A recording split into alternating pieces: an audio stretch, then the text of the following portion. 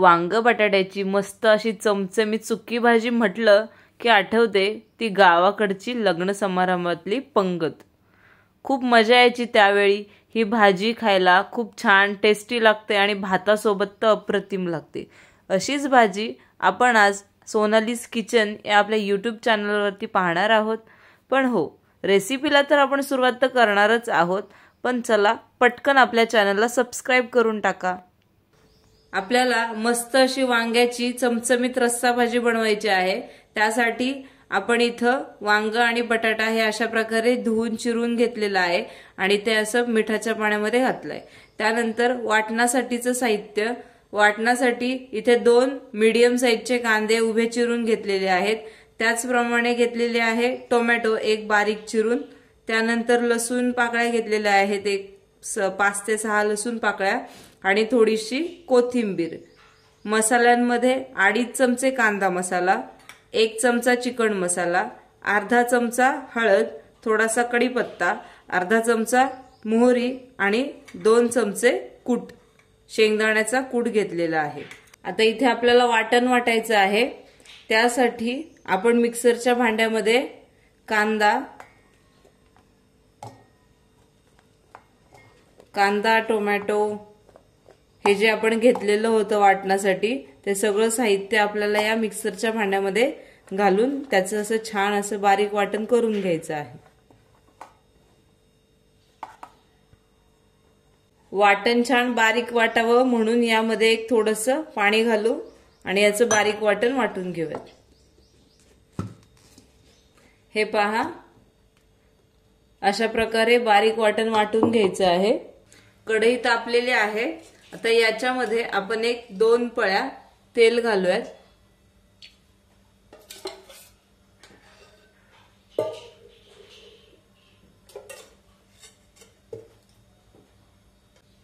तेलही बऱ्यापैकी गरम झालेलं आहे। आता आपण हे जे सगळे मसाले घेतले होते ते याच्यामध्ये घालूयात।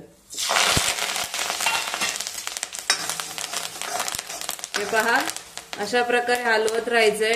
तेल जास्त तापलं असेल तर मसाले करपू शकतात। हे पहा, गॅस बारीकच ठेवायचा आहे आणि आपण हे जे वाटण घेतलं होतं ते सुद्धा यामध्ये घालूयात।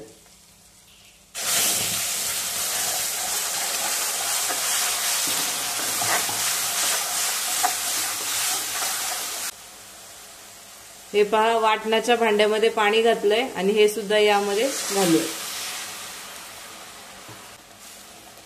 हे पहा, याच्याने काय होतं, भांड्याला जो आपला मसाला लागलेला असतो वाटण ते सुद्धा पूर्ण याच्यामध्ये घेतलं जातं। चांगलं असं परतवून घ्यायचंय, कारण आपण जो वाटण वाटलेलं होतं ते कच्चच वाटले। त्याचा कच्चेपणा जाईपर्यंत आपल्याला हा जो मसाला आहे तो छान परतवून घ्यायचा आहे।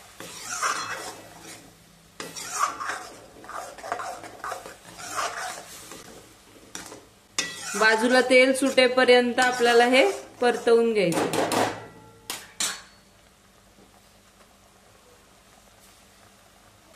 असं बाजूने तेल सुटलं की समजायचं आपला जो मसाला आहे हा चांगला परतवून झालेला आहे। असं 1 मिनिटभर असं परतवून घेऊ। गॅसची फ्लेम मी बारीकच ठेवायची आहे।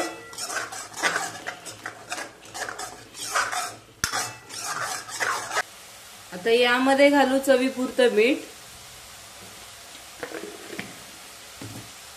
आणि पुन्हा एकदा हा मसाला असा परतवून घेऊ।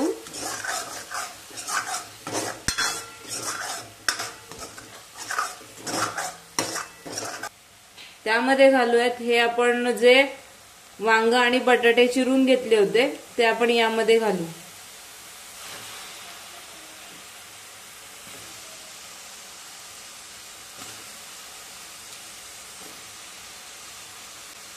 हे सुद्धा असे व्यवस्थित परतवून घ्यायचे।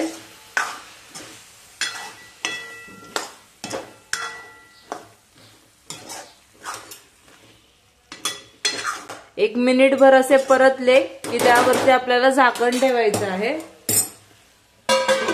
झाकण ठेवू आणि झाकणावरच 1 ग्लासभर पाणी ओतूयात, म्हणजे आपल्याला जेवढं पाणी याच्यामध्ये ठेवायचं आहे या भाजीमध्ये तेवढं पाणी आपण या भांड्यावरती या ताटावरती ओतून घेणार आहे। पाणी गरम झालं की ते आपण यामध्ये घालूया। हे पहा 1 मिनिट झालेला आहे। आता हे जे पाणी आहे आपण हे यामध्ये घालूया।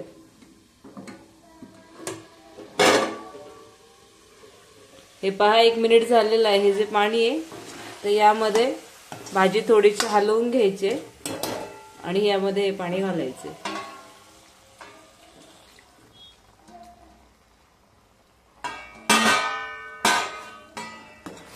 पुन्हा एकदा मिक्स करून घेऊ।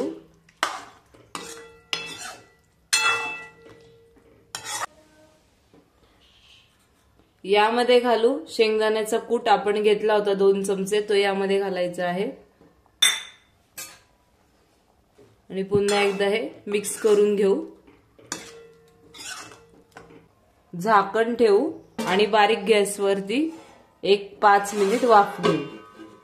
जवळपास 5 ते 10 मिनिट झाले। आता आपण झाकण काढूया।